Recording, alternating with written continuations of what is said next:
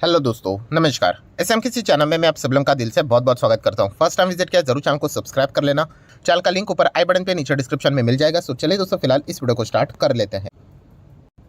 सो दोस्तों, अभी हम लोग आ चुके हैं बिल्कुल हमारे नॉर्मल स्क्रीन के ऊपर। एंड दोस्तों, अगर हम लोग इस वीडियो की बात करें तो उसी टॉपिक को हम लोग यहाँ पे कंटिन्यू करने वाले, जो कि कल लेट नाइट हम लोग को यहाँ पे देखने को मिला था। यस, कल का आखिरी वीडियो आप लोगों ने ज़रूर देखा होगा, जिसके चलते पूरे अमेरिकन बाजार में हम लोग को पूरा मतलब कह सकते हैं एक अनएक्सपेक्टेड जो चीज़ें होती हुई देखने को मिली थी। इसके चलते गिरावट देखने को मिली। मतलब जब मैंने वीडियो बनाया था तब तो शायद से 400 पॉइंट के आसपास गिरावट थी, आई गेस उससे भी कम थी।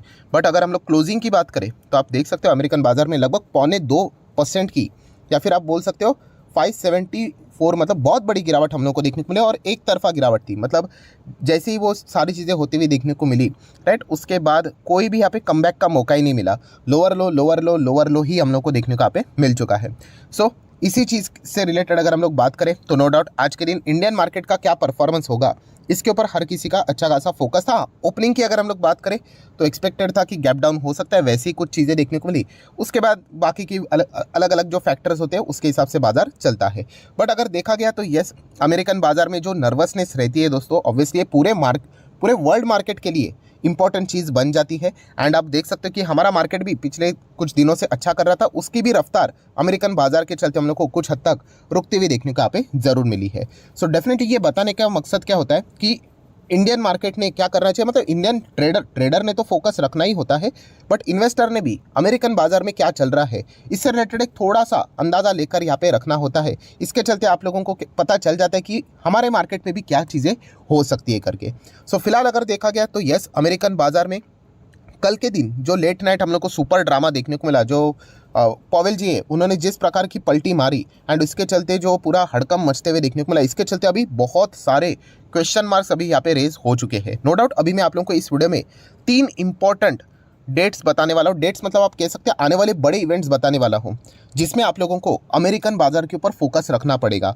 एंड जैसे मैंने आपको कहा कि अमेरिकन बाजार में इवेंट है ना, एंड वहाँ पे अगर इस प्रकार की चीज़ें अगर बार बार यहाँ पे होती रही तो डेफिनेटली इसका जो इम्पैक्ट है वो हमारे मार्केट के ऊपर भी पास ऑन यहाँ पे हो सकता है। सो डेफिनेटली आने वाले कौन से 3 इंपॉर्टेंट इवेंट है और उसके ऊपर क्यों फोकस रखना चाहिए, इसके पीछे का रीज़न यही है दोस्तों कि कल के दिन जो उन्होंने यहाँ पे स्टेटमेंट्स दिए हैं उससे रिलेटेड आगे का डेवलपमेंट इन्हीं 3 पॉइंट्स के ऊपर निर्भर रहने वाला है।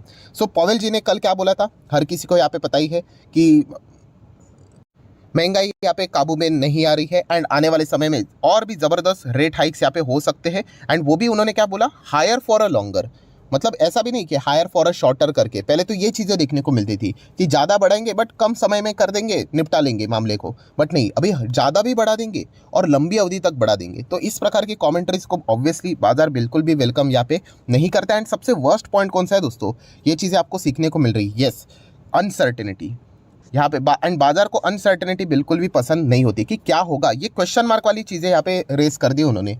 पहले जो उन्होंने बोला था बहुत स्पष्ट बोला था, बहुत कॉन्फिडेंटली बोला था कि अच्छा खासा यहाँ पे इकोनॉमी कर रहा है, इन्फ्लेशन धीमे धीमे करके काबू में आ रहा है। एंड उनके वर्ड्स एक्शन के साथ भी मैच हुए जब उन्होंने 25 बेसिस पॉइंट का रेट हाइक किया करके, राइट। मैं तो इसके अगेंस्ट था, क्योंकि जैसे मैंने आप लोगों को बताया था कि एक बार आप 25 को यहाँ पे कर लेते हो, फिर उसके बाद आप यहाँ पे गाड़ी अगर रिवर्स गियर में लेके चले जाओगे तो फिर प्रॉब्लम हो जाएगा। एंड फिलहाल अभी यही संकेत देखने को मिल रहे हैं कि 25 बेसिस पॉइंट की बातें उन्होंने की थी, अभी 50 की बातें हम लोग को इनडायरेक्टली वे में वो बोलते हुए देखने को यहाँ पे मिल रहे हैं। उनके बोलने का अर्थ इनडायरेक्टली यही था कि आप मेंटली प्रिपेयर हो जाओ करके। सो यही चीज़ हम लोग को फिलहाल तो देखने को मिले। अगर ये इस प्रकार का कोई हिंट नहीं देंगे ना, एंड अगर डायरेक्टली जो 22 तारीख को जो आउटकम आएगा फेड का, उसमें अगर डायरेक्टली 50 कर देंगे तो मार्केट तो 1000-1200 पॉइंट गिर जाएगा। मैं अमेरिकन बाजार की बात कर रहा हूँ। तो इसलिए ये इस प्रकार की पहले चीज़ें क्या कर लेते हैं, मार्केट में एक माहौल क्रिएट करवा के रख लेते हैं कि अभी कोई किसी को शॉक नहीं लगेगा कि फेड अभी रिवर्स गियर में गाड़ी लेकर जा रहा है करके। तो ये चीज़ें हम लोग को आने वाले समय में ज़रूर देखने को यहाँ पे मिल सकती है। एंड इसी के चलते अभी क्या होने वाला है कि जो टर्मिनल रेट रहता है वो अभी हम लोग को रिवाइज होते हुए देखने को मिल जाएगा।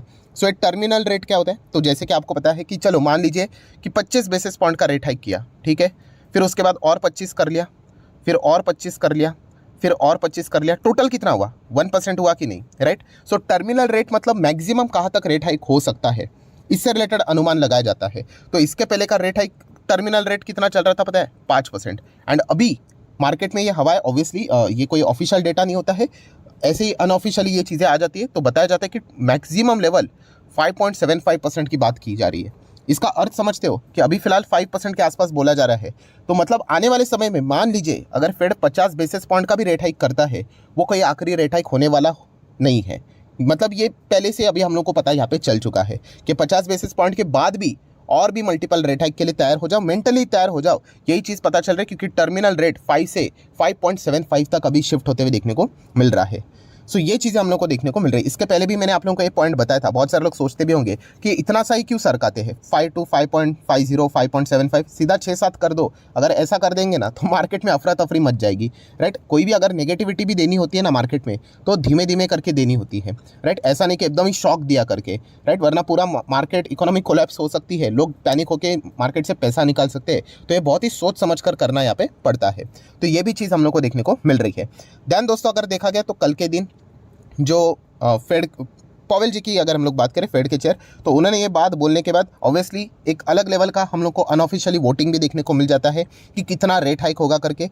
तो पहले जो बोला जाता था कि 50 बेसिस पॉइंट का रेट हाइक, तो इसके लिए सिर्फ 30% लोग ही वोट करते थे। अभी आज के दिन वही रेटिंग 69 to 70% तक जा चुकी है। मतलब आप पकड़ कर ही चलो दोस्तों कि आने वाले समय में 50 बेसिस पॉइंट की रेट हाइक हो सकती है, अनटिल एंड अनलेस अभी ये जो इवेंट आने वाले समय में कुछ होने वाले उसमें अगर कोई ड्रास्टिकली सरप्राइजिंगली अगर कुछ बदलाव हो जाता है तो फिर एक अलग से बात है। एंड वो कोई कमेंट्री से नहीं हो सकता, वो एक डेटा है।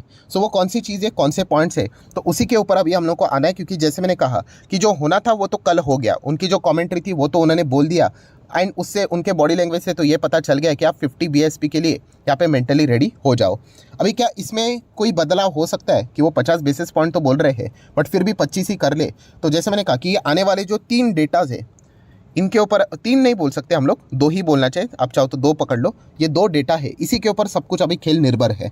अगर ये दो डेटा एक्सपेक्टेशन के मुताबिक नहीं आए या फिर खराब आए तो फिर डेफिनेटली हम कह सकते हैं कि आप 50 बेसिस पॉइंट का रेट हाइक लेकर चलो। और सिर्फ वो 50 नहीं रहेगा, आने वाले समय में और भी बड़े रेट हाइक्स यहाँ पे हो सकते हैं। एंड जो 25 से 50 कर सकता है वो 50 से 75 भी कर सकता है। हाँ, नो डाउट इतना नहीं करेंगे, 50 से 75 हो गया तो फिर भूल ही जाइए, मार्केट की इतनी हालत ख़राब हो जाएगी कि आप सोच भी नहीं सकते।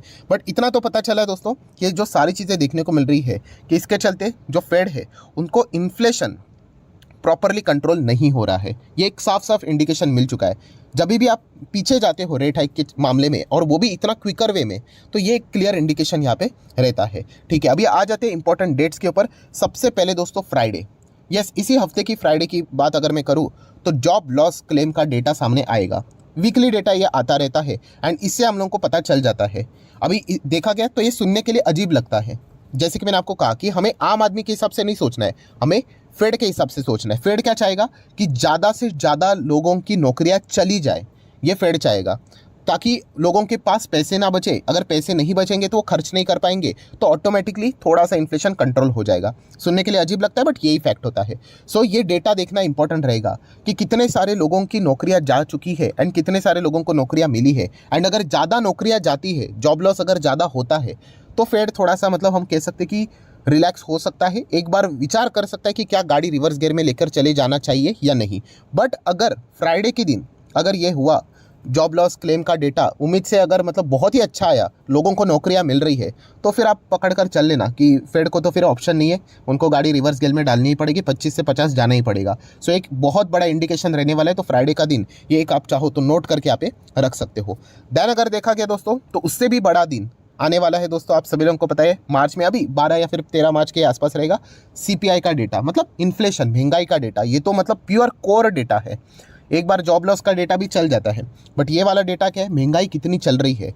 लास्ट टाइम अगर देखा गया एक्सपेक्टेशन के मुताबिक ही एक बार आया था, पार आया था, एक बार ऐसा हुआ कि एक्सपेक्टेशन के मुताबिक थोड़ा सा ज़्यादा आया। तो इस वक्त इन्फ्लेशन का डेटा क्या आता है अमेरिकन बाजार में, ये देखना इंटरेस्टिंग रहेगा। सो ये जो 2 डेटा है ना, अभी उसी के ऊपर ये पूरा आगे का खेल डिपेंड करता है। वरना आप बोल ही सकते हो कि 50 बेसिस पॉइंट के लिए वो मन बना चुके हैं। वैसे तो देखा गया तो बाराड जी ने तो पहले ही बोल चुके थे कि वो तो 50 बेसिस पॉइंट के ही फेवर में है करके। मिनट्स की भी अगर हम लोग बात करें तो इससे रिलेटेड भी चर्चा हो चुकी थी। सो अभी सिर्फ ऑफिशियली अगर अनाउंस होना जो डेट रहेगा वो 22 तारीख को रहेगा। आई गेस 22 को, एक बार मैं चेक कर लेता हूँ। यस, एफओएमसी की मीटिंग आप देख सकते हो 21-22 को, 21 को स्टार्ट होगा, 22 को उसको कंक्लूड किया जाएगा। तो 22 को हम लोग को लेट नाइट पता चलेगा कि कितना उन्होंने रेट हाइक किया है।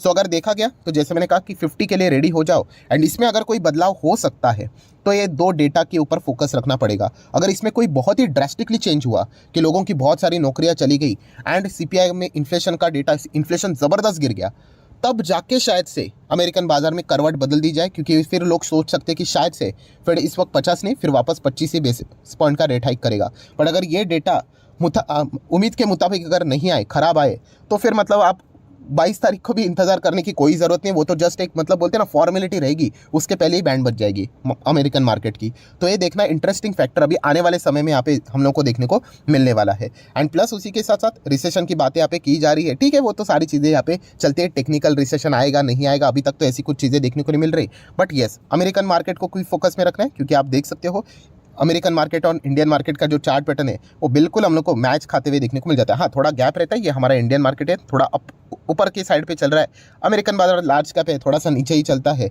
तो ये चीज़ें हम लोग को देखने को मिल रही है। बट येस, इंडियन मार्केट के ऊपर भी इसका इंपैक्ट हम लोग को आज नहीं तो कल, नहीं तो परसों, नहीं तो नसों ज़रूर आते हुए देखने को यहाँ पे मिल जाता है। इसलिए अमेरिकन बाजार के ऊपर पूरे दुनिया भर की फोकस यहाँ पे रहती है।